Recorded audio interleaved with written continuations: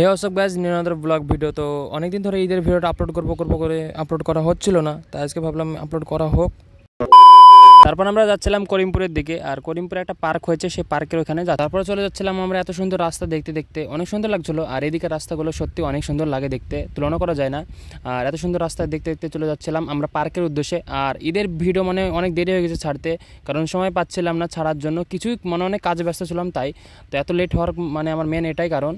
আর এবার থেকে কোনো লেট হবে না, সব ভিডিও একদম টাইমে আসবে। তারপর করিমপুর না ঢুকতেই এত বড় জ্যাম হয়ে যায়। আমি তো জ্যাম দেখে পুরোই অবাক যে ঈদের পরের দিন এত জ্যাম কি করে হয়। আর মেঘনা পার্ক দেখতে মানুষ এতই যাচ্ছে যে ভিড়ের মন। আর আমি তো ভাবছি যে মেঘনা পার্কে কেমন ভিড় হবে, ওটা দেখার জন্য তো আরও যাচ্ছে। আর ওই জ্যাম দেখে আমারই মাথায় হাত উঠে গেছিলো যে এই যুদ্ধে যদি আমি জয় না হতে পারি তাহলে জীবন যুদ্ধে আমি ফেল করে যাবো সারা জীবনের জন্য। তারপর আমরা করিমপুর মেঘনা পার্কে প্রবেশ করলাম, আর প্রবেশ করে এখানেও দেখি অনেক ভিড়। আর এখানে মানুষের বাইক রাখার জন্য মানে এত জায়গায় প্রয়োজন যে মানুষ উপর নিচ পুরো রাস্তা ব্লক করে রাখছে বাইক।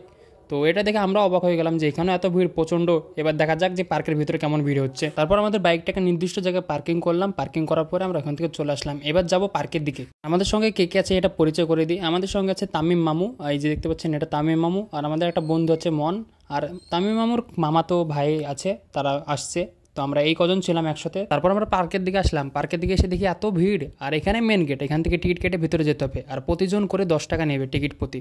তো আমি তো ভাবলাম যে আজকে আমাদের ভিতরে যাওয়া হবে না, আজকে আমরা বাইরে থেকে দেখবো। মানে এত ভিড় আমাদের যাওয়ার কোনো কল্পনা ছিল না, আমরা শুধু বাইরে থেকে দেখতে আসলাম।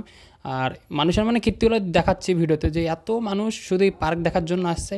কী কারণে, পার্কের ভেতরে কী আছে? কিছুই তো নাই, শুধু একটা ক্যাফে আছে বাস। তারপর এখানে দেখছিলাম যে এত মানুষ কী করছে, না পারছে ঢুকতে। আর এদিকে লাইন দাঁড়িয়ে আছে টিকিটের জন্য, আর ওই পিছন অব্দি মানুষ। আর এই পুরোটাই লাইন টিকিটের। এই লাইন দেখে তো আমার মাথায় পাগল হয়ে যাচ্ছে যে ব্যাপার কি, এত বড় লাইন শুধুমাত্র টিকিটের জন্য। আর আমরা তো শুধু ঘুরে বেড়াচ্ছিলাম, টিকিট তো কাটবো না আজকে। তারপরে এখানে একটা অনেক সুন্দর সানসেট দেখতে পাই, আর সানসেটটা দেখতে অনেক সুন্দর লাগছিলো, আর খালি চোখে দেখতে আরও ভালো লাগছিলো, আর মোবাইলে তো অতটা ভালো হচ্ছে না। তো আমরা এসেছি মেঘনা পার্কে। কি বলবেন মামু, বলেন মেঘনা পার্কে এসে খুব ভিড়, খুব এত ভিড় বলা মুশকিল। ঠিক আছে, কেউ আসে এইসব পার্কে?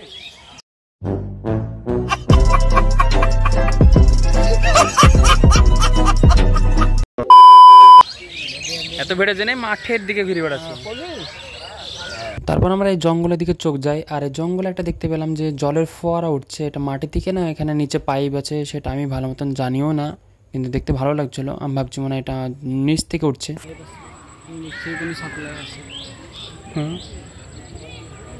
আর পার্কে যে ঢুকবো, পার্কের টিকিট কাটার জন্য তো এত বড় লাইন দেখে তো সবারই মাথা খারাপ হয়ে যাচ্ছে। আর এখানে কয়েকটা ছেলে এই পাঁচিলের উপর দিয়ে উঠছে, মানে পাঁচিল না সরি, এই লোহার গ্রিলের উপরে দিয়ে উঠছে।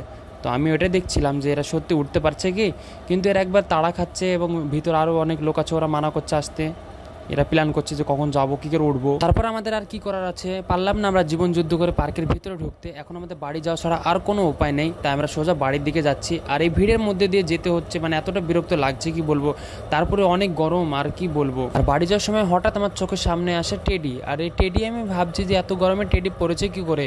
আর টেডিটা হয়তো চলে যাচ্ছে, আমি ভাবছিলাম তার কাছে যাবো, কয়েকটা ছবি তুলেও ভিডিও করবো, কিন্তু কিছু করতে পারলাম না, সোজা চলে যাচ্ছে। তারপর আমাদের আবার কি করার আছে, আমরা সোজা বাড়ির দিকে যাচ্ছিলাম। আর বাড়ির পথে যেতে যেতে অনেক ভিড় হয়ে যাচ্ছিল রাস্তাঘাটে। তো আজকের ভিডিও পর্যন্ত, ভিডিও ভালো লেগে থাকলে অবশ্যই লাইক ফলো করে পাশে থাকবেন। নিয়মিত ভিডিও আসবে এবার থেকে, তো আশা করি ভিডিও ভালো লেগে থাকবে অবশ্যই। তো নেক্সট ভিডিওতে দেখা হচ্ছে আপনাদের সাথে। ভালো থাকবেন, সুস্থ থাকবেন, বাই বাই, টাটা।